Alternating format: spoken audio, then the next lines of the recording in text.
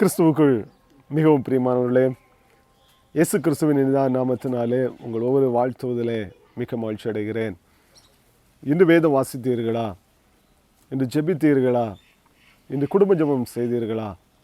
யோசித்து கொண்டே இந்த காணொலியை காணுங்கள்.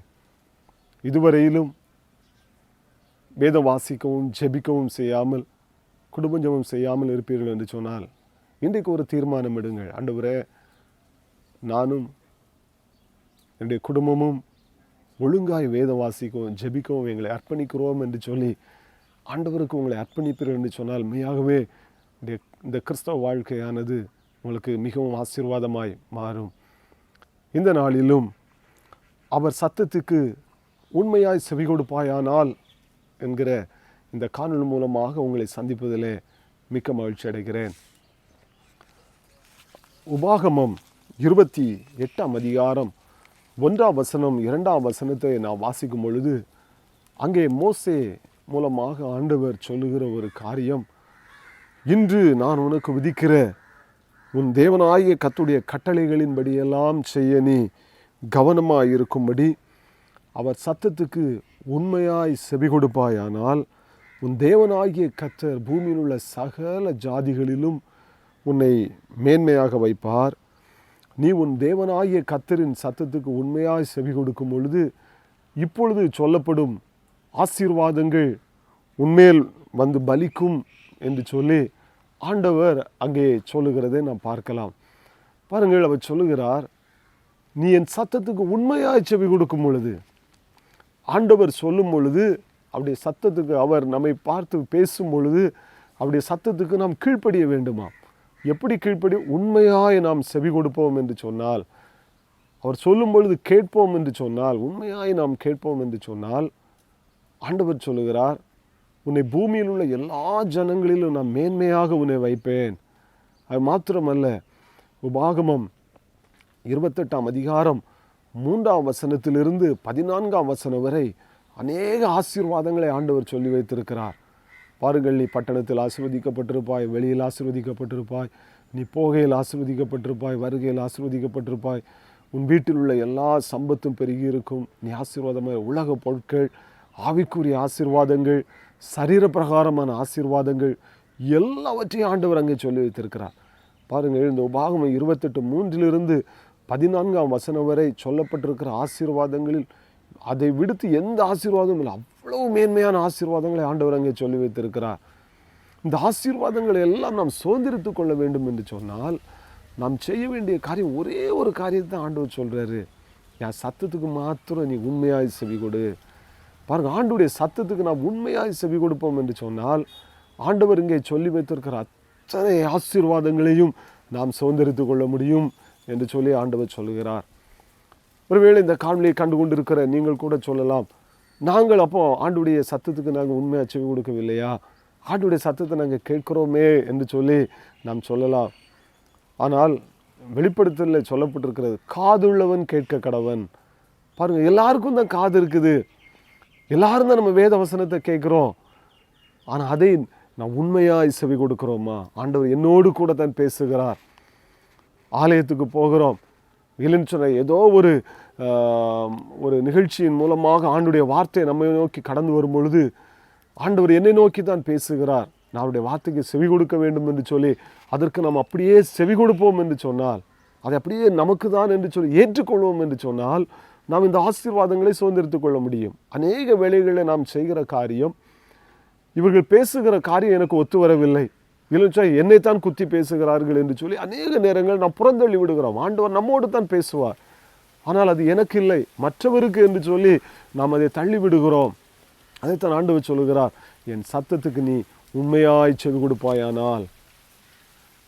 அந்த உபாகமம் 28:3 14 வரை சொல்லப்பட்ட அத்தனை ஆசீர்வாதங்களும் உனக்கு கிடைக்கும். நான் உன்னை பூமியில் உள்ள எல்லா ஜனங்களை காட்டிலும் நான் உன்னை மேன்மையாக வைப்பேன் என்று சொல்லி ஆண்டவர் இங்கே சொல்லுகிறதை நாம் பார்க்கலாம்.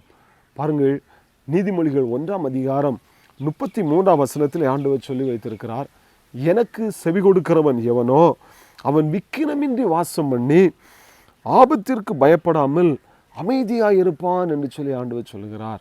பாருங்கள், ஆண்டவர் கூப்பிடும் பொழுது ஆண்டவர் நம்மை நோக்கி சில காரியங்களை சொல்லும்போது நீ இதை செய், இல்லைன்னு இதை செய்யாதே என்று சொல்லி அவர் என்ன சொல்லுகிறாரோ அவருடைய சத்தத்துக்கு அப்படியே நாம் கீழ்ப்படிவோம் என்று சொன்னால், ஆண்டவர் சொல்லுகிறார் அவருடைய சத்தத்துக்கு கீழ்ப்படுகிறவர்கள் ஆபத்திற்கு பயப்படாமல் அவர்கள் அமைதியாய் வாசம் பண்ணுவார்கள், விக்கீனமின்றி அவர்கள் அமைதியாய் வாசம் பண்ணுவார்கள் என்று சொல்லி ஆண்டவர் சொல்லுகிறார்.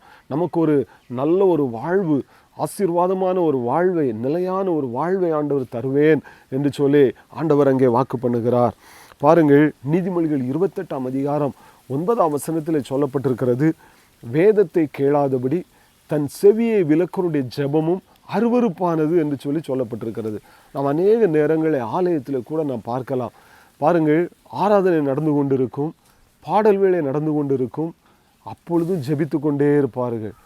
செய்தி நடந்து கொண்டிருக்கும், செய்தி வேளையிலும் ஜெபித்து கொண்டே இருக்கிற அநேகரை நாம் பார்க்கலாம். அவள் நினைக்கிற ஒரு காரியம், நான் ஜெபிக்கிற காரியத்துக்கு ஆண்டவர் பதில் தருகிறார், ஆண்டவர் நாம் ஜெபிக்கும் பொழுதெல்லாம் அவர் என்னுடைய சத்தத்துக்கு செவி கொடுக்கிறார் என்று சொல்லி நினைத்து கொள்கிறார்கள். ஆனால் ஆண்டவர் இங்கே இந்த வசனத்தில் சொல்லியிருக்கிறார், வேதத்தை கேளாதபடி. பாருங்கள், வேத வசனத்தை வாசிக்காமல், இல்லைன்னு சொன்னால் வேதத்திலிருந்து செய்தி கொடுக்கப்படும் பொழுது இந்த சத்தியத்திற்கு நாம் செவி கொடாமல் நாம் என்னதான் ஜெபம் பண்ணாலும் ஆண்டவர் சொல்றாரு, அந்த ஜெபம் கேட்கப்படாது, அது என் பார்வையில் தான் அருவருப்பாக இருக்கும் அப்படின்னு ஆண்டவர் சொல்லுகிறார்.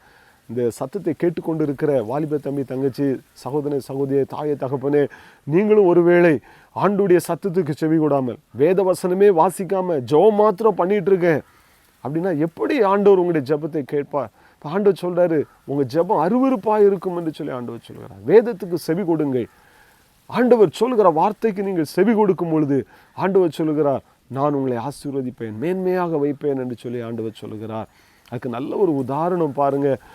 1 சாமுவேல் புஸ்தகம் 3:10 ஆண்டவர் அங்கே ஆலயத்தில் வந்து நின்று சாமுவேலை கூப்பிடுகிறார்.